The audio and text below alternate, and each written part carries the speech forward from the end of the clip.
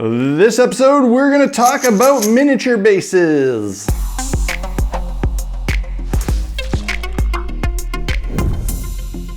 Hello friends, welcome back to another episode of Black Magic Craft. The last two mini basics episodes covered the various affordable brand options, prepping your minis, removing mold lines, and all that other jazz. And now it's time for my favorite part of the whole process, basing your minis. In this series, I've set a certain tone when it comes to prepping your miniatures, and that tone being, here's some things you can do to improve the quality and look of your miniatures, but if you don't feel like doing it, don't bother. Who cares? Don't worry what other people think. However, this is one thing where I'm going to strongly urge you to follow the advice and do this step, and that is basing your miniatures. So let's talk about minis as they come out of their package. Oftentimes, when you open up your miniature, you will find that they are standing atop a little decorative sculptural base. These are sometimes referred to as pudding bases because it looks like they're just on a blob of pudding, I guess. Is that why? Your first inclination as someone new to miniatures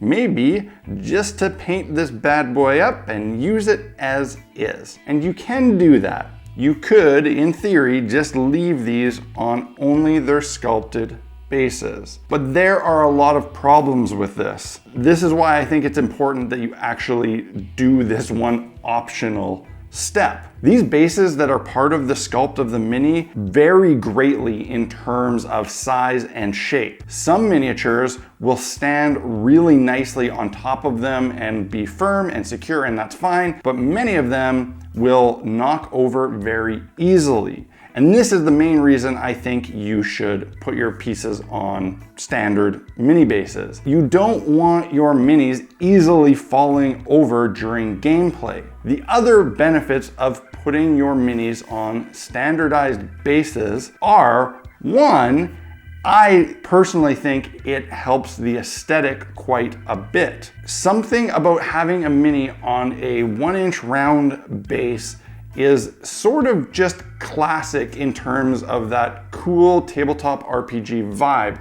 I don't know what it is, maybe it's just me personally, but I think it's kind of the same thing as the 1-inch grid. Not something you absolutely need, but somehow looks right in certain situations. The other advantage is that you can actually decorate those bases. This is optional. Some people like the idea of it, some people don't. But if you like the idea of decorating your bases and making them more scenic, then you definitely want to put them on a standard base. The other thing I like about it is it's a way to take all your minis from various manufacturers and lines and put them on one cohesive platform so that you get some continuity amongst your collection. And this is why I tend to not use the included thin miniature bases that come with the WIZKIDS minis. I also don't use them because I don't like that they're thin, but the main reason is that they only come with those minis. So all the WIZKIDS minis would be on bases that looked different from all my other ones, and I personally don't like that. Might not matter to you, but it matters to me for weird reasons. After painting minis for a while, I finally decided that I wanted all my minis to be on the same base. I guess it really doesn't matter which base you choose as long as they're all consistent and the same. I personally chose the Reaper bases. I think the main reason I bought these is because they were the ones that my local game store sold in bulk in a big tub, and they were really cheap, but they're also really nice bases. I have a bunch of Games Workshop bases that are slotted, and those are great for metal miniatures that have a slot to keep them secure. But for most minis for D&D, they don't need that, and it's just a hole you have to cover. I like the Reaper ones because they're smooth and solid, and also that recess on the underside gives you a space to add some additional weight to your miniatures. And one way you can achieve that is just by gluing in some coins or metal pieces or whatever, and that adds a nice weight to the bottom of your plastic miniature, making it feel more hefty when you play with it. One last reason I like putting all my minis on the same bases is a mechanical one. If you just use these sculpted bases, then every miniature on the game table, on your battle mat, is going to be taking up a different amount of space depending on the pose. Where in terms of rules and mechanics of most RPGs, there is some rule about the space a mini takes up. In the case of D&D 5e, that is a 5-foot space. Having all your minis on the same standard mini bases allows them to take up the same footprint on your dungeon tiles or your battle mat, making gameplay a lot clearer and smoother if you're concerned about those movement rules. So now that I've hopefully convinced you to attach your miniatures to some bases, let's talk about your different options in doing so. The fastest, easiest, no BS way you can do it is to simply super glue your sculptural base right down to a plastic round base and be done. You can paint out the sculptural portion of the mini and leave the base black. This is fast, this is easy, a lot of people do it. I personally really dislike the way it looks, but that's just me. It's a matter of taste. I think, why not just make it a little bit nicer? But hey, it's all about what you think looks best. You can do that and you're done. If you want to kick it up a notch, you can start adding some terrain type texture to your miniature bases. And there's a bunch of different ways you can do this. The easiest and cheapest way is gluing down some sand, just like you would on a piece of terrain. However, if you are gluing sand to a plastic miniature base, there's two things I'd like you to keep in mind. One is that you probably want to try to use a finer grained sand with some big chunks in it rather than a coarse one. Because of the scale of the mini, you don't necessarily want it looking like it's walking through boulders. You probably want it looking like it's walking through debris or dirt. So the finer grit sand, the more appropriate it will be to scale. But again, matter of taste and preference, and not something you need to worry about too much. The other important thing to know when gluing sand to a plastic miniature base is, unlike terrain, you don't want to do this with PVA glue. If you do, that PVA glue will eventually separate and the sand will peel away from the plastic base and you'll have to glue it back on. I've taken up attaching my sand to mini bases using super glue. I just spread some super glue over the base, dunk the base in some sand, shake off the excess, rub off anything that got over on the edge, and let it harden up. And this will make an incredibly strong bond that will never come off. Gluing sand down with super glue is not a very cost-effective thing to do on a large scale, but on minis, you're using so little that it's actually not very expensive to do, especially if you use the dollar store off-brand super glue, which I advise that you do in this case. It's also important to make sure that you keep the ring of the miniature clean and free of any sand. If you have sand that's glued down onto the rim on the sides, it's going to look messy and not quite as nice. Take a little bit of effort just to wipe away any excess and you'll have a nice clean division between base and terrain. If you want to kick it up another notch, you can actually sculpt your bases using 2-part epoxy clay, stuff like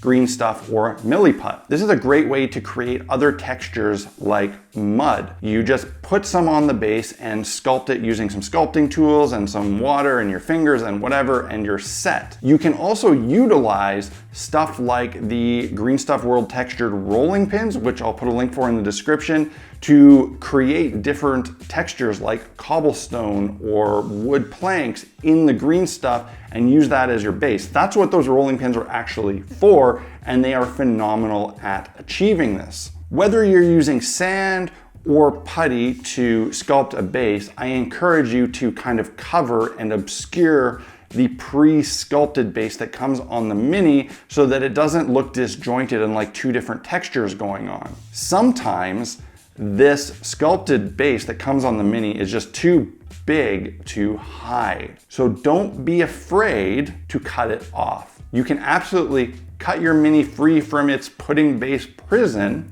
and glue it directly onto your beautiful, nice sculpted base. This is especially effective when you have a sculpted base using a rolling pin pattern, because then you just see the base pattern and the feet sitting on it looking really natural. I suggest that if you're going to do this though, that you pin both feet the same way I showed pinning that barbarian's arm in the last episode.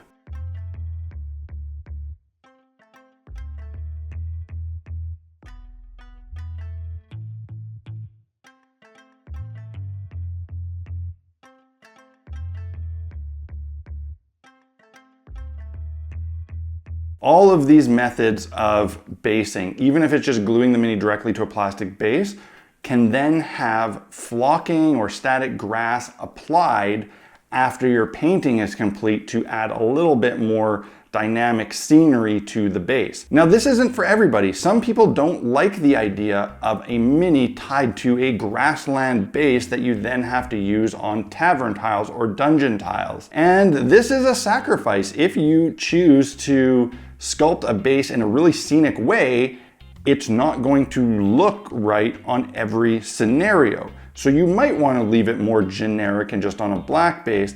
But for me, I prefer my mini to look good all the time when it's sitting on the shelf for the 99% of the time that it exists. If it doesn't match my tile completely in game for 20 minutes, it doesn't really bother me. But that's personal preference and it's all up to you. There is another option of gluing your minis directly to clear acrylic bases, and that's a cool option too, because then it shows your terrain or battle mats through it. That's a technique I haven't really done myself, but DM Scotty has a great video on the subject, and I will put a link to that video in the description. Once you start basing your minis, you're gonna learn something really quick, and that's that a lot of miniatures come pre-sculpted on bases that are wider than a standard mini base. The pudding base will flare out past the edges. Sometimes the pose of the feet is wider than the mini base, and that is really frustrating. I don't know why sculptors do that. You know that these minis are to be used on a standard sized game. Why not sculpt your pieces in a way that always fits a base? I don't know, maybe there's something I don't realize about it. Drives me nuts. But if you come across this, you can get around it by using the technique I talked about of cutting away the base and pinning your model. Cut away all that excess so that it's not overlapping, and if the pose has feet that are wider than a mini base, don't be afraid to reposition, bend them and pin them so that they fit, or even cut them off and modify them. You can have a lot of fun with this, and it takes the hobby of mini painting and adds another layer of development and fun to it, because you can start kind of kit bashing your pieces. So that's it for this week. Next episode, we can actually get to the fun stuff, which is priming and painting. Well, actually for me, that's not the fun stuff. I like the basing, that's the fun stuff. But you're probably here for the painting, and we will get to that next time. If you want to pick up any miniatures, miniature bases, tools, or supplies that I use in these videos, you can head over to blackmagicraft.ca. There you will find my essential equipment store where I show all the stuff that I recommend and use regularly, so you know you're getting the good stuff and you're helping support the channel with those affiliate purchases, and that helps fund these videos. I'll also put some links in the description of the video to some of the key things like mini bases that I use. If you found this video useful, hit that like button and drop me a comment below. And if you consistently find my content useful and of value, I encourage you to check out my Patreon. It is the funds graciously given by Patreon supporters that pay for these videos and allow me to keep making them and improving them. So every bit of help there really goes a long way in helping this channel. It's through Patreon that you can also join the private Black Magic Craft Fellowship Facebook group, where you will have direct access to me and my help, as well as the help and inspiration of a bunch of other cool crafters. So get your minis ready, prepped, and based, and next week, let's start talking about paint. Cheers.